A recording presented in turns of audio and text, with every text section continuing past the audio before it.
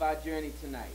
I manage elder services here at our beloved neighborhood home, and I'm a published poet and writer as well. On behalf of our board and our executive director, Bill Hager, welcome. We are delighted to have you here with us this evening. This is my third time hosting First Fridays here at the center, and according to everyone I've talked to, we've had a fantastic first 3 weeks. Our partnership with Somerville Community Access Television has been solid and successful. Words and music, my friends, as the young people say, is all the things. The conversation has been bright and informative, and the music has been the best neighborhood jamming that you could ever hope for. Tonight, on the word side, we're here to share some stories, opinions, and insights on a topic that touches everyone in the room.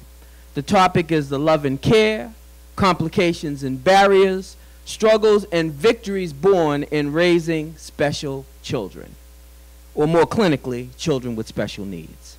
Each of our panelists has been loving, learning, and toiling in this arena for a very long time. Let me introduce them to you, and then we'll dig right in with some questions and some stories. If you don't know Henry Malorin, all I have to say is that you've got to get out more. Henry is politics central in the Mystic Valley, migrating constantly between the State House, City Hall, the neighborhood, the Haitian community, and the rest of human civilization. It's a pleasure to welcome him here tonight. As most of you know, he's a little bit on the shy side, so we'll see if we can draw him out just a bit. Jamil Webb Davis represents our unconscious attempt to have a board member or former board member on every Words and Music panel. So far, we've had Brian Collins, Neil Osborne, and Monique Doherty sitting with us. But seriously, Jamil has a remarkable story to tell, and I, for one, can't wait for an education and a personal journey related with intelligence and transparency. Thank you for joining us, Jamil. And I'm just meeting Melanie McLaughlin, and since I've not met you before, I don't really know your background, but I want to welcome you to the West Medford Community Center. I'm anxious for you also to engage with us in this very timely and personal conversation. So at the end of the day, Words and Music is about telling stories, whether musically, visually, or in conversation. An old African proverb, in fact, states that until the lions have their storytellers of their own, the hunters will always have the best stories. So we want to continue to be storytellers here at the West Medford Community Center for ourselves and for everyone else that's interested in what we do and why we've been doing it now for over 70 years. Okay, so I'm here to start the conversation and to keep things moving throughout the hour. Let me start out with a quick poem on what it means to be a storyteller. If I can still stand to. I need to tell these stories. I need to, but it's hard on the herald. Hard when there's no salt and light. Hard when filthy demons fight. Hard when the noose is tied so tight. My beautiful, dutiful, strong, proud, assertive black brothers are dying in the streets, wrapped in zippered sheets and hauled away like so much refuse. They refuse to be disrespected, wrongly disciplined, roundly disabused of any notion of manhood or honor or justice. There's no justice. There's just us raging against the machine.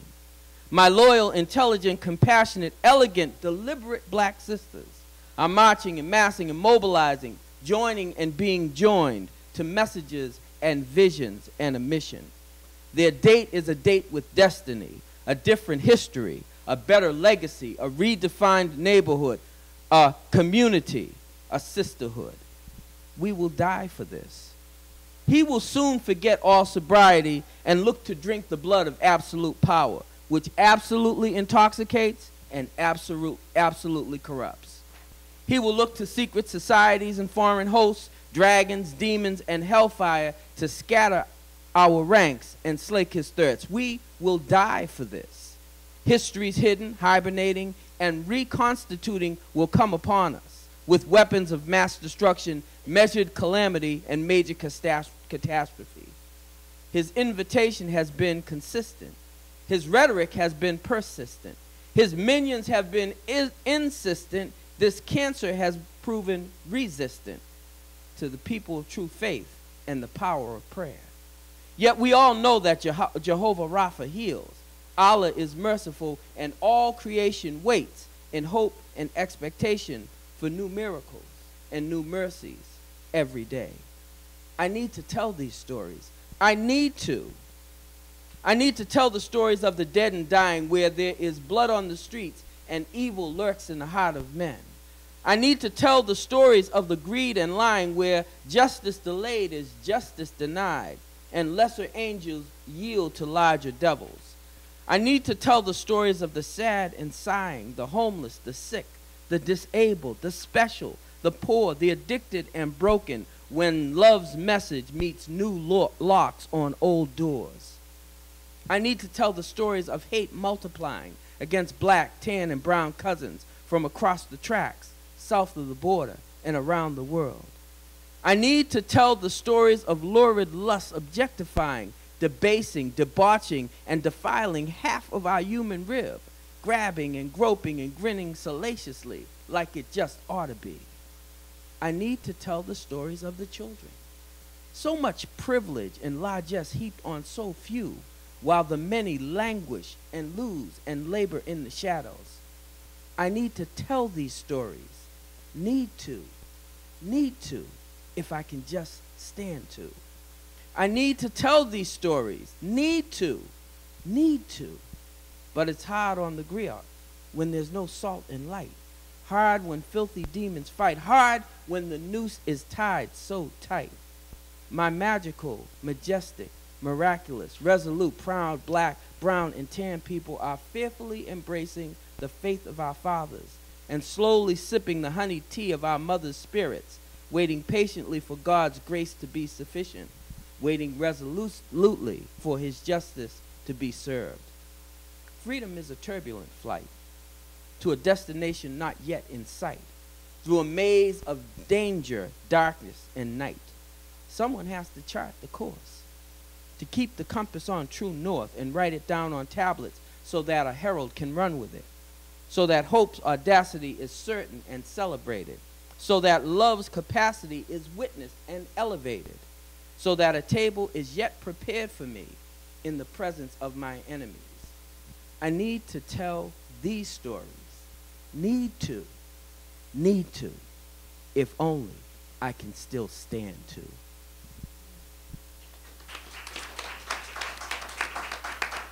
Thank you very much.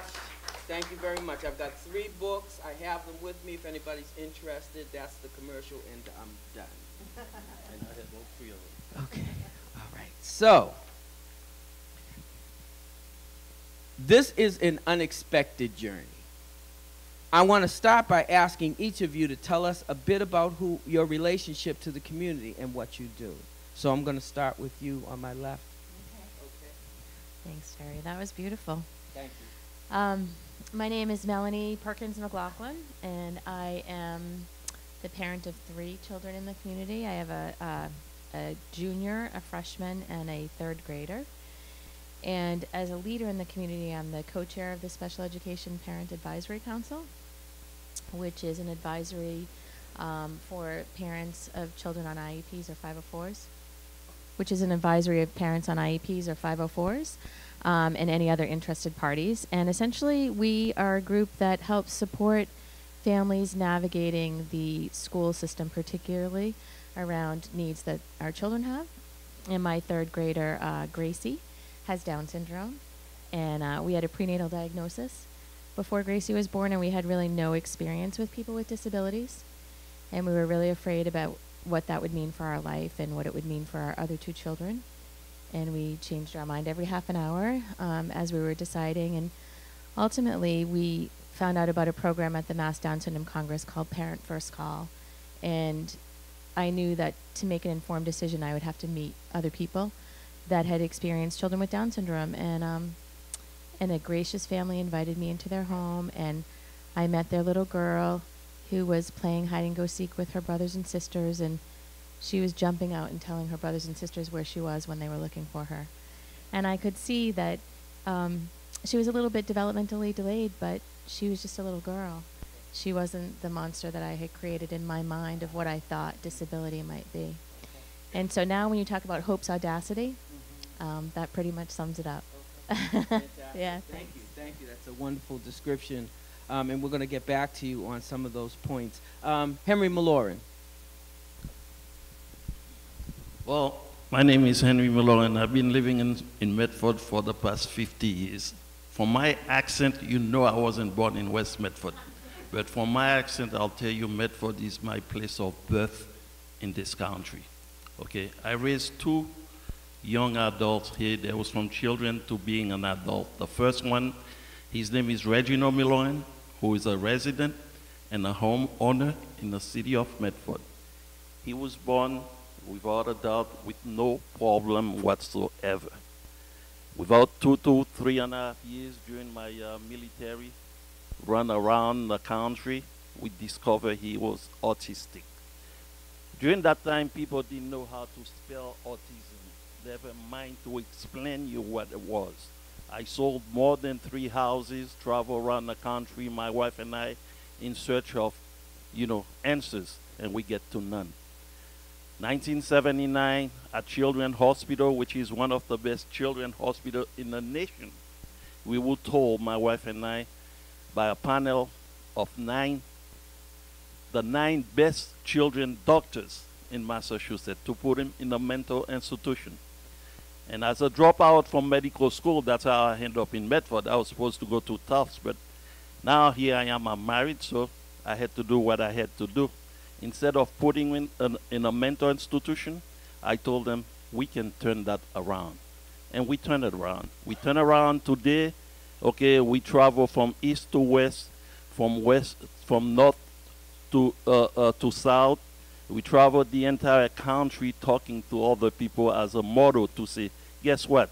With a little love, you can achieve a lot. Today, my son lives in a condo next to St. Raphael. He's not fully independent, but we established something for him, okay? So which, instead of running away from Medford after we discovered we made those achievements, we came back to Medford. Okay. We told Medford, we're going to work with you. We're going to make the lives of those coming behind, okay, to be better. Okay. Well, they're not quite better, but we're still fighting. I know Melanie. I know her. We go to the same church, right? So there's a connection, but I don't think we have achieved what we need to achieve for those coming behind. And that's where we are. Okay, Henry, fantastic. Okay. Please, Jamil. Hello, everyone. I'm Jamil Webb Davis. Let's see. I've been in Medford since 2006, so 11 years. My husband and I, we moved here from the Midwest, and then we had our baby, who's now 13 years old, and Quentin is in middle school. He started 8th grade. Let's see. I'm just going to just quickly say, when he was 3 and he started preschool, a teacher came up to me and said, well, there's something wrong with your child. That's exactly how she said it. And I said, what's wrong with my child? And she said, well, he can't use scissors very well. He says no to me way too much. And he's way too smart for a 3-year-old. And that's a sign of a problem. And that was the beginning of my journey of me trying to get information, trying to get help, trying to get support. My son has a lot of hidden disabilities, so OCD, ADHD, executive functioning disorder, anxiety, and autism, okay? And I struggle with trying to get people to help him because he can pass, or he can, he can hold it together, for a day maybe, and then the next day he can't. And so these are the struggles I've had with the school system, trying to get the support and the help that he needs. And you struggle with your child who doesn't want to be singled out as unusual or different. You struggle with parents who say, hey, I have family members who are, why are you trying to label your child? Why are you trying to tell people he has a quote problem? And then you struggle with the school system who might not have the education around hidden disabilities that they need in order to really support the kids. So now after quite a bit of work, quite a lot of journey, a lot of gray hair, I finally have him in a school that's designed for kids like him, and he's just flourishing. It's just like having a new kid. It's amazing. He's been there since March. So it's just started. I'm still on the journey. And now I'm thinking about all the other kids in the district that might have anxiety, might have executive functioning disorder, might have OCD, and they've been labeled as just a bad kid, or doesn't know how to behave, or their parents aren't disciplining them enough, or whatever. And that might not be what's going on with that child. And I'm really thinking a lot about those kids. So fantastic, fantastic. Thank you very much. So I want to shift the conversation to kind of flesh out a little bit more your experiences parenting a special needs child. And I'll start with you again, Melanie. Tell us a little bit about your child, his particular specialness. If it is he, it was he, right? Gracie, I'm sorry, she. And kind of how you first became aware of it. Okay. So I like to think all three of my children are special. I would say Gracie has individual needs for sure, and we found out prenatally that she had Down syndrome and a congenital heart defect. So she had a large hole in her heart as well, and we were very concerned about what that meant. And when we decided to continue the pregnancy, she had to have open heart surgery when she was 2 months old. So also at Boston Children's Hospital, which is one of the, again, best hospitals in the world. And I spent a week in the cardiac unit at Boston Children's Hospital, lying beside her through the whole experience. And, the morning that we had to hand her over to the surgical team, I remember feeling really torn and not wanting to let her go, because I wasn't sure that I had wanted this baby just a few months before, and now I wanted her so much. And I wanted her to live so much. And they wanted me to hand her over to stop her heart and open her chest. And it was a really hard moment. And I'll never forget the anesthesiologist looking at me and seeing me struggle. And he stepped forward and he said, "Come on, give her to Uncle Frank." And just that little touch of humanity gave me the courage to be able to hand her over. And I tell you, that week I had what I call a spiritual awakening. I left the hospital with my baby. There was a woman that I had bonded with and a baby that I had bonded with in the ICU that did not leave with their baby. That baby did not have Down syndrome. We went to their funeral. We went to her funeral a few weeks after we got home. But I remember leaving Children's Hospital and walking across the threshold of that hospital with my baby in my arms, knowing that she didn't have her baby. And I decided from that point on, I would be grateful every day for Gracie. And I am. Yeah. What an amazing story. I in some ways I relate to what you went through, because my daughter, my only daughter, Maya, and she's 23 now. She's in New York pursuing her career as an actress, but she was born 26 weeks premature. So she spent 88 days in the NICU, and they had to get her up to 5 pounds before we could bring her home. But while we were there were at least 3 children that were in the NICU as she was, who didn't survive. So it's heartbreaking, but at the same time, it's the proudest moment of your life when you finally cross that threshold and can bring them out of the hospital. So I just, amazing. It's really amazing. Absolutely. What a journey. Henry, talk a little bit about your experience. What experience? There's so long, it may take forever, but I'm not going to do that. It's easy. Remember, one of the things, I was lucky. When my wife was pregnant, it was lucky. Everything that was predicted was done. Things that exist today didn't exist then. When we finally gave, Reggie was born right here in Lawrence Memorial, not Lawrence Memorial, it was Malden Hospital, because we didn't have a pediatric right here in Lawrence. So it was a thrill. By the age, everything he was supposed to do, he was ahead of the game, okay? At 18 months, he knew everybody that walked in my house, and my house always have people walking in. It's like I'm selling something, but nothing but words and loves. And he knew everybody by first name. He knew how to push the chair in a kitchen room, okay, in a living, to get to the telephone when it rings. He knew how to count from 1 to 30, 18 years old, 18 months old, okay. He knew how to stood by the window and knew exactly what time I'm coming home, so he can jump so we can go to Dogger Park and so we can have fun. But unfortunately, things start to decrease. When he started to go down now, Evelyn and I recognized that that was after a trip from Germany. I said, Evelyn, something is weird with my son. She said, he's all right. Maybe he gave birth to the second child, okay, 2 years later, which is my daughter. He was the one who gave my daughter a nickname when we stuck him and said, this is your sister. Her name is Merlin. And he says, Mumu. So the guy had it. But at the end, we couldn't find out what was wrong with it, what was wrong with him, what was going on. When he finally made it to school on a given day, we knew almost every special, they didn't call them special needs school at the time. They had different names, behavior this, behavior that, intervention this, intervention that. Now we're talking about 70s, okay? I'm not talking about just yesterday. This is 70s, okay? When my daughter was right here at that school in Sharon Street, and they'll be calling us and say, Mr. Malone, Mrs. Malone, come and get your son in government center. What, government center? My son's going to school in Medford. Oh, no, we put him in the bus. Or go get him in that. When you get to government center, he's in a different school. So this is the thing that gets you upset as a parent. I had a full-time job. At the end, I requested that my wife pull out from school and stay and become a full-time mom. And I will take care of the rest that needs to be done so we can fight the system, the city, the government, and whatever we don't know. Fortunately for us, we end up in New York City. We met a psychologist. The guy loves me. And he says, your son have autism. I said, what is it, Doc? Can you write it down? He couldn't write it well. And from there, everything started to move. We find out how best can we make from. But one thing I'll tell people with special needs kids, adversity doesn't come by mistake. Adversity comes for a reason, okay?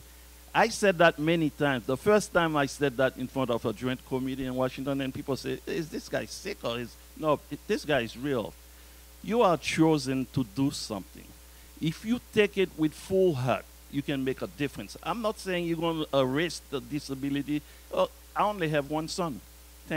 I have 2 children, a son and a daughter. Okay, the son is autism. He's just like my son, like the daughter, who is not autistic.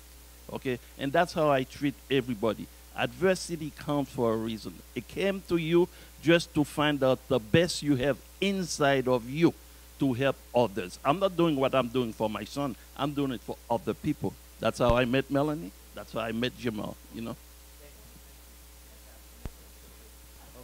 Please, Jamil. Oh, you guys are just going to make me cry. I won't be able to talk. Okay, so I remember on my son's first birthday, I put a birthday cake in front of him, and I wanted that picture, when the kid dives into the cake and puts frosting all over his face. And I knew at 12 months my son wasn't going to touch that cake. And he looked at it like, that's the craziest thing. I'm not eating that. And all the people around him, and we're all staring at him like, eat the cake, eat the cake. And he wouldn't eat the cake. And looking back, that was just one example. He has ARFID, which is Avoidance Restrictive Food Intake Disorder, which basically means he's an extremely picky eater. But I'm serious, like you can't change the color of the cap on the milk jug, otherwise he won't drink the milk, Very, very picky around eating. I want to say that was maybe my first sign. The second was at 14 months old, we spent 5 hours arguing. I was arguing with the 14-month-old about putting the pillow back on the chair. And he put the pillow next to the chair, he put the pillow over the chair, he'd set the pillow down, look at me, smile, and put his head on the chair. I mean, he knew exactly what he was doing, but he would not clean up and he had made a mess, taking all the pillows off the chairs, playing.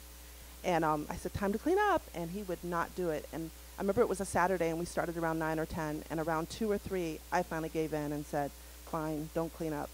I gave in to this 14-month-old. And I come from a family where you do not give in to children. I mean, you discipline. I came from a family where my father, who was born in 1929, the family joke is that my grandmother tied him to a pole and beat him until the cops came and told her to stop, and she said, no, I'm not going to stop, because he was so undisciplined and he needed more discipline. He ran away from home at 13 and joined the Army, which made it worse. My husband has like marks on his legs where his father beat him because he wasn't disciplined enough. And he was put into the military at 18, which just made things worse. I come from a whole family of people who I believe have been on the spectrum, and it came out as behavior. and they were told to be disciplined, be more disciplined. And as a result, there's a lot of pretty dysfunctional men in my family. Um, Luckily, my husband, all he did was shut down emotionally, but there's a lot of dysfunction. And I'm like, no, I'm not going to do this again with my son. Like, we have to find a different path, because a lot of my son's disability comes out as behavior.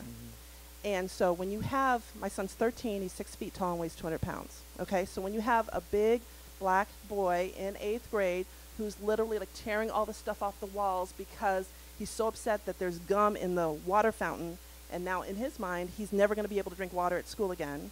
Now he can't communicate this because he's just so upset. And so he just runs into a classroom and starts tearing everything off the walls. And they take all the kids out of the room. They can't touch him, so they let him destroy the room, and then they suspend him for destroying the room. In 3rd grade, he was suspended 11 times in 3 months. Okay. Yeah, so things like that were happening, and I was like, this is not right. We're not understanding. And so these were all examples of like things that taught me, like, and so the same thing you guys are saying, I feel like there's nothing wrong with my kid. He's not bad. He's not broken, anything like that. This is a journey that I'm on. Yes. And not only for my child, all the other kids out there who might have been labeled as discipline problems or something like that. So, yeah, this is really important for me. How amazing. Okay. So, it's funny because I was going to ask you all why you thought it would be important to sit in on this panel tonight, but I think that's clearly coming through in everything that we're talking about right now. I like the stories, and I think everybody out there relates to them as well. I do also want to just mention that if you have friends out there that are interested in watching the program, they can go to YouTube and just type in Somerville Line, and the show will come up. It's being live streamed right now. The Somerville Line, excuse me, not to be confused with any other Somerville Line. It's the Somerville Line, and we need to get straight. But so I'm actually gonna take it back by all of you and just have you just relate some of those stories that because there's humor in them, there's pathos in them. They're very poignant, and I think that this is the kind of thing that we came to talk about tonight. So I'm gonna start with you. I have so many Gracie stories, but I have this story of. I remember when I was pregnant with Gracie, we had this picture on our mantle of my husband and myself and my daughter and my son and our golden retriever sitting in like this sunlit, dappled woods, under a tree, and it was on my mantle, and I would just look at it, and I was kind of a type A personality, right? And I wanted everything to be perfect.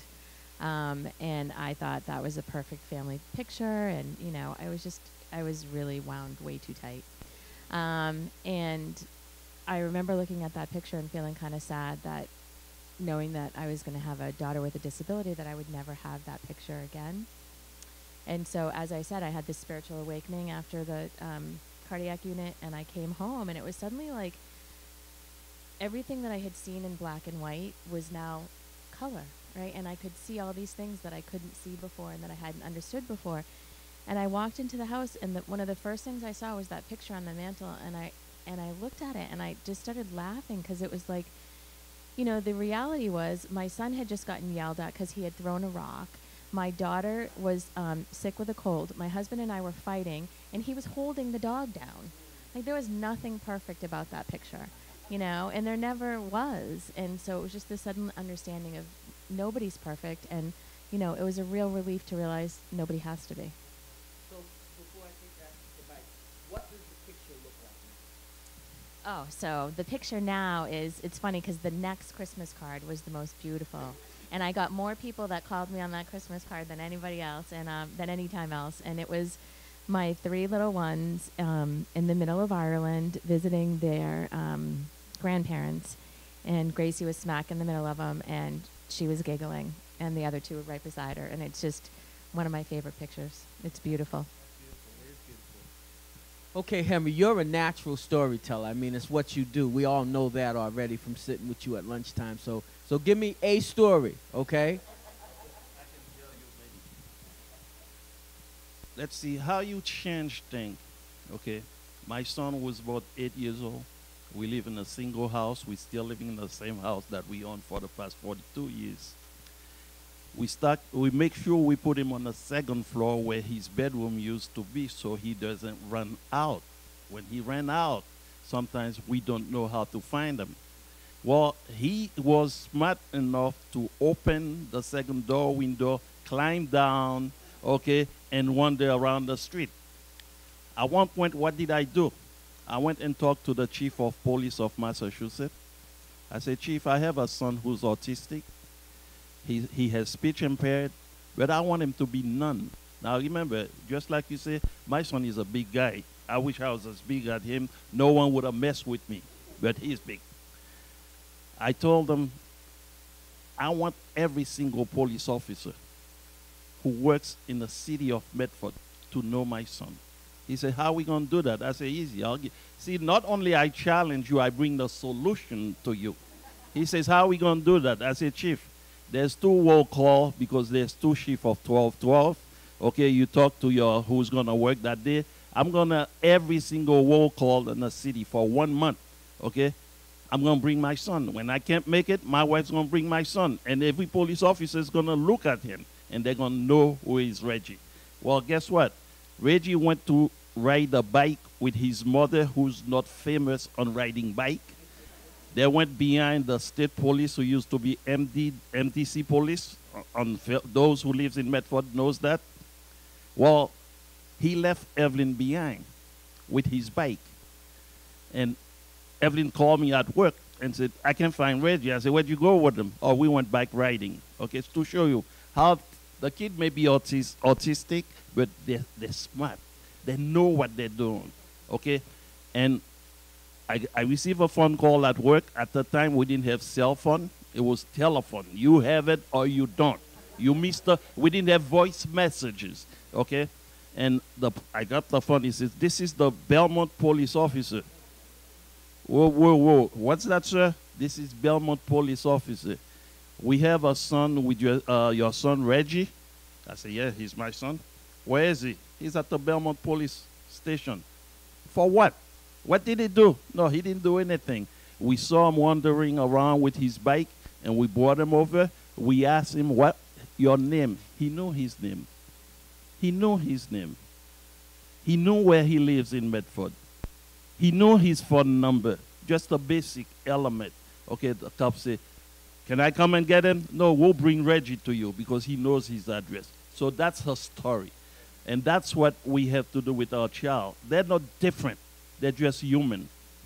If we can give them the basic to operate, they can do it. If I die today, I'll die happy. You know why?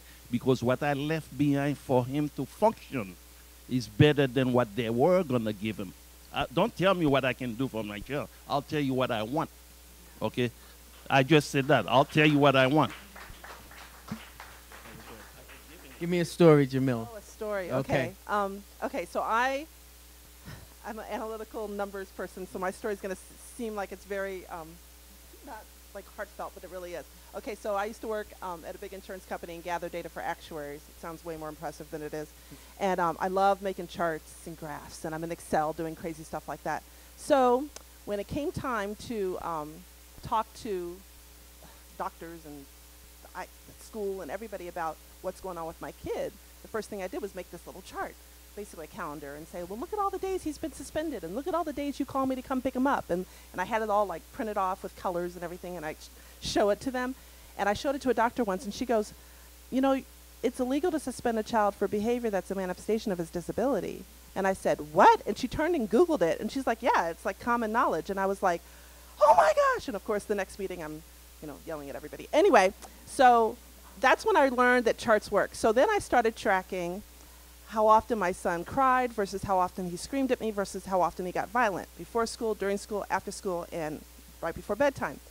And it actually, for me, which I know this makes me a little weird, it calmed me a little bit. It's like he's screaming at me because, the bacon's on the wrong side of his Cheerios. And so I keep a chart on the refrigerator, and I just write down a 2 real quick. Well, after, months of this, my son would love to get involved. Mom, that wasn't a 2, that was a 1.5. no, no, don't give me a 3 for that one. I go, Quentin, but you were punching and kicking me. And he was just like, but I didn't really hurt you, so 2.5. Please, Mom, can I change it?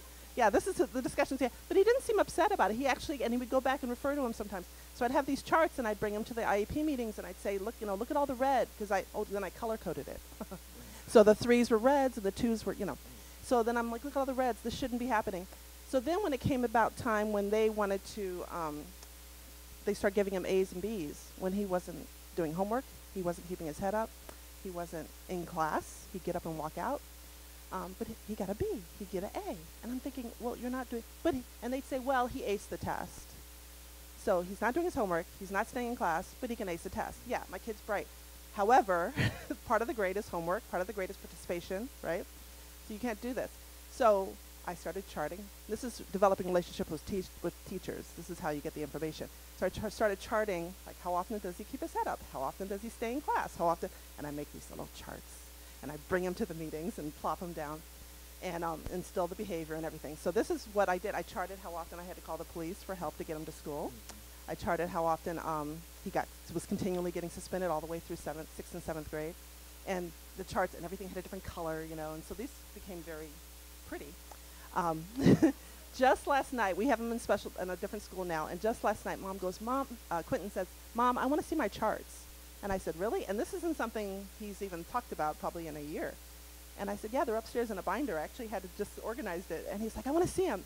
And he goes upstairs, gets the binder, comes down, lays on my bed, puts his head on my belly, and he starts going through the charts. And he's laughing, and he's like, Mom, did I really throw a fit because I dropped a pencil on the floor? I said, Quentin, I had to go up to the school. You were spreading it all on the floor, and it was because you said you dropped a pencil, and you were very upset about it. Anyway, he was laughing, and then after he was done going through everything, he said, Mom, I'm getting so much better, aren't I?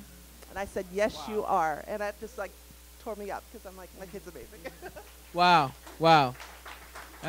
It's so amazing. This is just absolutely amazing. Okay, so we don't have an awful lot of time left. You guys have so much wonderful information. I feel like I'd be remiss if I didn't allow you to offer some of what you know and what you've learned by way of advocacy to our audience. So I'm going to just go around the table and just take a minute or two and just tell them what you've learned about your child in the system that's allowed you to navigate and be happy with where you are right now. So can you do that for me? I've had to do a lot of advocacy for Gracie. In preschool, we had to fight for her to be included. It was suggested that she should go to a segregated classroom, and I had a great mother who asked me what was different about the water tables in the segregated classroom versus the water tables in the inclusive classroom. And that really gave me some insight. And so we fought for her to be included in a regular preschool, and we've worked really hard for that. And I think the thing to remember is to respect each other's journey, that what's for one person is not necessarily for another person. But for us, we really want Grace to be included in her community. We want people to understand that she is a girl with feelings and emotions and likes and dislikes. And, I think sometimes people assume because you have an intellectual disability that you're not smart. And that couldn't be more wrong. She's one of the smartest kids I know. She has a higher EQ, emotional intelligence, than anybody I know. And I guess I would say, if I had to give one piece of advice more than any other about advocating, is find people like Henry who have gone before you and who've walked the walk, and follow their path.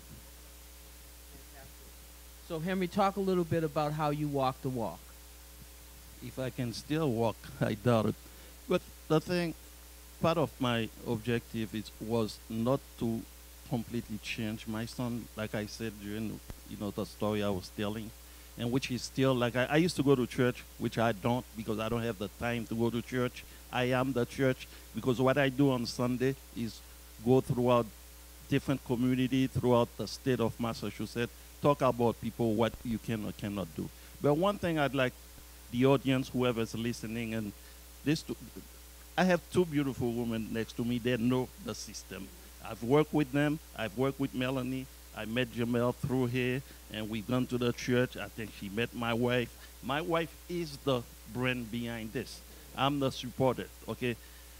I was at a meeting, okay, this I have to share with you. I was at a meeting with an organization after 25 years. I finally met an organization. I was alone there, all by myself, never met. Now think about a black guy, a foreigner, and a kid with disability. And I was at the meeting, I was going to the law school the first year, okay? And after the discussion, transition, that's what I just told you about transition, okay, which is important. That's crossing over from, you know, being on a school system to becoming 22. You become 22, you out of the system, you in your own, okay? Now, if we don't create something, inclusion didn't exist, ADA didn't exist, Chapter 766 didn't exist, okay? So I told after that talk, and somebody said, Mr. Malone, you have anything to say? I said, just like you see Terry saying, when I can talk, okay? I can talk when it comes to disability. I can talk. And I said, you really want me to talk? I said, yeah, say something. I said, there's only one solution. They said, what is the solution? I said, let's sue the state of Massachusetts. You never heard of that. Okay, you know you can sue the government. The government signed a contract with you to provide services. Okay, if my son or daughter is disabled and you cannot put him in the right school settle, okay, then you're in violation of that contract. Lucky enough, the guy said, well, it's a little crazy, but he makes sense. That's what, well, immigrants like to sue so they can make money and go back. I haven't been back to my native country for 50 years, so you know where I'm living. And I said, the guy said, let's give it a choice. We try it. We met a judge named Judge Garrity. Okay, I mean, bless that guy, so I love him. That was an angel sent to us. Because of him today, there's a lot of change. And that's what I said. People don't know your needs. Tell me your asset, and I will tell you what I can choose from your asset to better service my needs, because you don't know my needs. You as a parent who have kids with disability, you as a father or son or brother, it doesn't have to be the parents. Friends help each other, you know, and talk to it. I just met a gentleman here today. His name is Henry. He have a son with disability, okay, same as mine. He lives right here in Medford. I don't know him. When I hear that, it hurts me. I met a lady Sunday during a political rally right here in Medford. And she saw me. She said, I know you. I said, where do you know me, lady? She said, yeah, I know you. You have a son with disability. I said, true, I do. We never talked. And I asked I said, do you meet Melanie? No. You meet your mom? No. They have CPAC. You have a son in a system. You need to know these people. That's how we work. Because I've done it alone. Now we have you together, we can make a difference. Okay. Give me a few minutes, please. Okay, so let's see. When I started advocating for my child, I remember somebody saying when he was first diagnosed, she said, oh, he has autism. Don't worry about it. Half the guys at MIT have autism. This is what the neuropsych, which is true, has Asperger's, yes.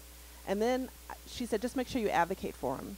And I'm like, well, what does that mean? And she goes, you know, advocate. Just make sure he gets what he needs. And I'm like, but what does that mean? You know, I didn't know what that meant. And now I'm looking back going, oh, yeah, now I kind of understand. Don't let anybody else tell you if you think there's something to be concerned about. I thought the people at the school are the experts. They're trained. I don't know anything about autism. I don't know anything about OCD or any of this. And I let them kind of convince me in the beginning that, you know, the things I was concerned about. I mean, he taught himself to read by reading closed captioning on TV, but he couldn't button his pants and he couldn't tie his shoes. And the school's telling me that's not our problem. You know, things like that. No, you need to teach him how to live, you know. And also, I feel like we're dealing with a lot of people, especially when you're talking about hidden disabilities. You're dealing with a lot of people who, a lot of hidden disabilities we've just started talking about maybe in the last 10, 15 years, if I had to guess. And a lot of the people that have moved up and are at high-ranking positions in your educational system that are actually making decisions might have been with the district 20, 25, 30 years. So when they got their education, they weren't talking about executive functioning disorder, and they weren't talking about, you know, PTSD for kids and all this. So the knowledge isn't really there. So if you have a kid that's acting up, he might just not be disciplined properly.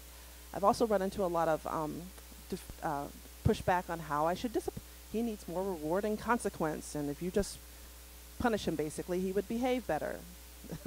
So these are the things that I've had to constantly push back on, and I feel like calling the meetings, advocating, making my charts, data. School doesn't do much without data, so you have to collect some data, and it's a little more work for you, but it really makes a lot of difference. Parents who don't want to label. Why do you want to label your kid? You don't want to label your kid. You know, that label helped me get the support he needs.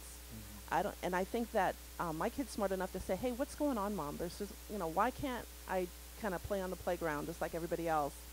I keep on throwing fits every time I do that. Why? And he wants an answer. So the label really helped in that area.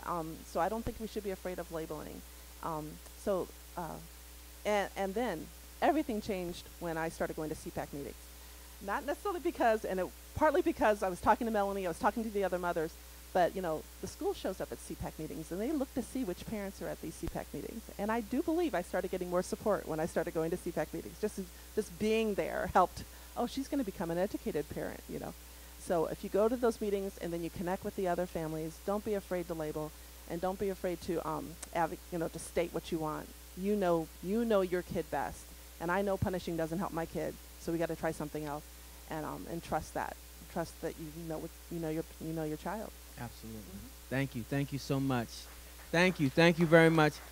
It's been a fascinating conversation. I know we could go for another hour easily, because again, I've got the storytellers here, so we'll have better stories than the hunters will. But that's our time for the evening, and we're going to take a short break now to prepare for the second phase of the evening's entertainment. So refresh yourselves, but don't leave. When we return, Saida Rivers sings. I might be able to do another piece of spoken word or two, and you'll be able to feast your eyes on the visual artistry of our new French friend, Aki Pantra. So it's gonna keep on popping. So, you know, stay here, don't leave. I want to thank Melanie. I want to thank Henry, my friend. I want to thank Jamil. Again, it's been a fascinating evening. We hope you've enjoyed the conversation. Stay tuned, because I have a feeling that we'll come back and do this again.